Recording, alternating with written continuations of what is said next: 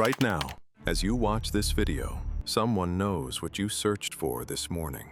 Someone knows who you called last week. Someone knows what apps are on your phone, what emails you sent, and which websites you visited at 2 in the morning when you thought no one was watching. Not a hacker, not a criminal, your own government.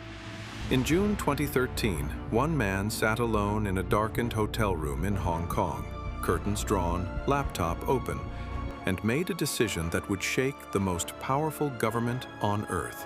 He had worked at the heart of the most powerful intelligence apparatus in human history. He had seen what it was truly capable of, and he believed with complete certainty that what he had seen was a betrayal. So he told the truth, and nothing was ever the same again. His name was Edward Joseph Snowden, and what he revealed is still reshaping the world today. Edward Snowden was born on June 21, 1983, in Elizabeth City, North Carolina. He grew up in a family with deep roots in the American federal government.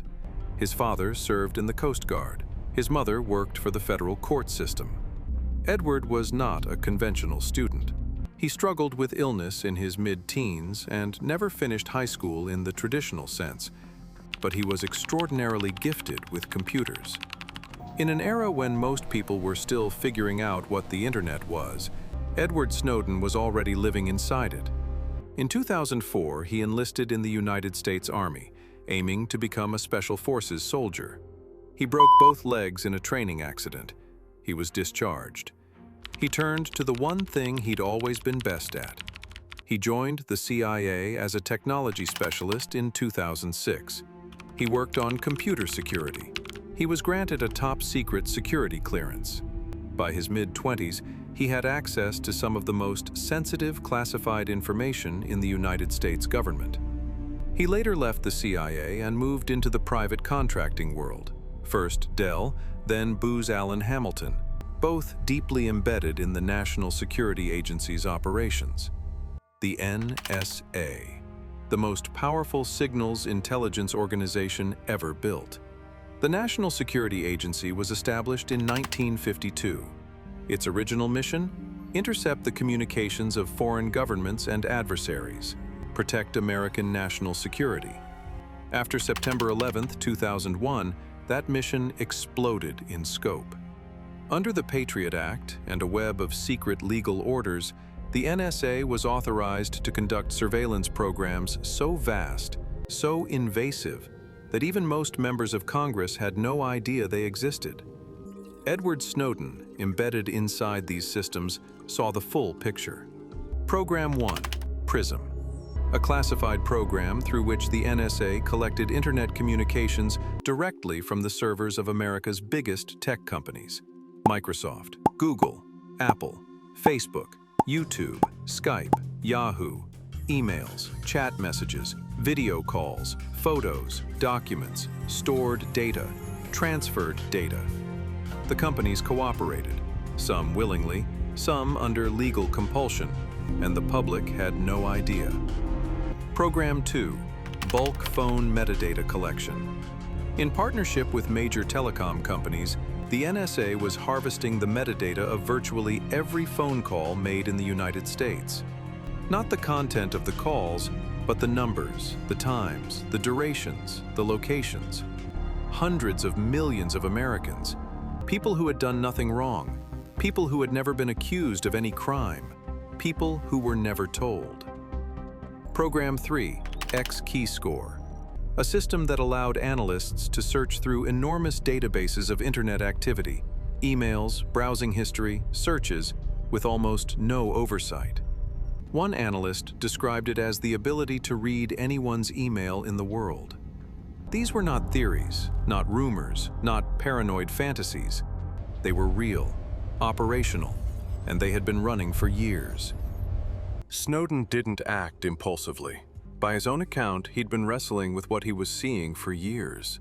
He had raised concerns internally. He had spoken to supervisors. He had tried, repeatedly, to work within the system to address what he believed were fundamental violations of the Fourth Amendment. No one listened. Then came March 2013. Director of National Intelligence James Clapper sat before the United States Senate. A senator asked him directly, "Does the NSA collect any type of data at all on millions of Americans?" Clapper looked at the senator and said, "No, sir." Edward Snowden knew that was a lie. Spoken under oath, before Congress, on national television.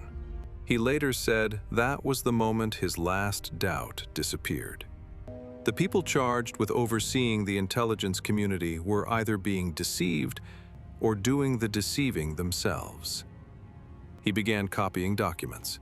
Using his access as a system administrator, he downloaded a vast collection of classified files. Estimates range from 1.5 to 1.7 million documents. He requested a temporary work assignment in Hawaii. He told his girlfriend he needed to travel for work. He flew to Hong Kong. He checked into the Mira Hotel. He drew the curtains. And he waited. Snowden didn't go to WikiLeaks. He didn't dump the files online and disappear. He chose journalists. Glenn Greenwald, a civil liberties attorney and reporter at The Guardian. Laura Poitras, a documentary filmmaker who had herself been repeatedly detained at airports and placed on government watch lists. Ewan McCaskill, a senior investigative reporter at The Guardian. They flew to Hong Kong. They went to his room. He was calm, focused, precise. He walked them through the documents, what they contained, why he'd taken them, and what he wanted them to do. He wasn't asking them to publish everything indiscriminately. He asked them to weigh every story carefully, to consider what the public had the right to know against what might put specific individuals in danger. He wanted transparency, not chaos. On June 5, 2013, The Guardian published its first story. It revealed that a secret court had ordered Verizon to hand over the call records of millions of Americans, with no suspicion of any crime required. The following day, The Guardian and The Washington Post published the details of PRISM. The world's reaction was immediate and seismic. In the United States, civil liberties organizations, legal scholars, and ordinary Americans flooded congressional offices with demands for answers. Hearings were called. Investigations were opened. Tech companies, embarrassed and legally exposed, scrambled to issue transparency reports and began the industry-wide shift toward end-to-end encryption. Internationally, the reaction was fury. The NSA had been monitoring the personal phone calls of foreign heads of state, including German Chancellor Angela Merkel. Germany summoned the American ambassador. Brazil moved for an emergency UN resolution. European leaders demanded explanations. This wasn't just about stopping terrorists. The surveillance had swept up allies, journalists, lawyers, activists, anyone whose communications passed through American-controlled internet infrastructure, which meant most of the world's internet. In 2015, a federal appeals court ruled the bulk phone metadata collection program illegal, exceeding anything Congress had ever authorized. The program was shut down. 4 days after the first story broke on June 9, 2013, Snowden stepped out of the shadows. Laura Poitras filmed him in his hotel room. The video was published worldwide. He told the world exactly who he was and exactly why he had done it. "I don't want to live in a world where everything I say, everything I do, everyone I talk to, every expression of creativity and love or friendship is recorded." The US government moved fast. His passport was revoked. 3 charges were filed under the Espionage Act of 1917: theft of government property, unauthorized disclosure of national defense information, willful communication of classified intelligence to unauthorized persons. He couldn't go forward. He couldn't go back. Russia granted him temporary asylum. He has lived there ever since. In 2022, Russia granted him permanent residency, and then citizenship. He lives in Moscow today with his wife, journalist Lindsay Mills, and their 2 children. The debate over Edward Snowden has never ended. The US government calls him a traitor. Former intelligence officials insist his disclosures damaged national security, that adversaries adapted, went dark, disappeared from radar. Others, the journalists who worked with him, civil liberties organizations, legal scholars, consider him one of the most consequential whistleblowers in American history.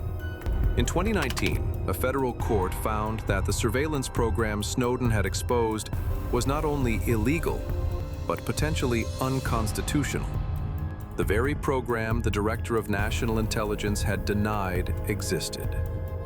Under oath, before Congress. James Clapper was never charged. Snowden has said he would return to the United States on one condition, that he be guaranteed a fair trial, one where he could tell a jury why he did what he did. Under the Espionage Act, that argument isn't allowed. A defendant cannot explain their motive, cannot invoke the public interest. The jury hears only one question: did you do it? And Edward Snowden has never denied doing it. He made his choice in a hotel room in Hong Kong in the spring of 2013. He has never walked it back. What he revealed is now part of the public record, confirmed, verified, and in many cases ruled illegal by the very courts of the country that wants to imprison him. The surveillance was real. The programs were real. The scale was exactly what he said it was. The only question that remains, the one no court has ever answered, is whether the man who told you is a criminal or a conscience. That question, like so many in this story, has no clean answer. If this story made you think differently about privacy, subscribe, because the next case goes just as deep.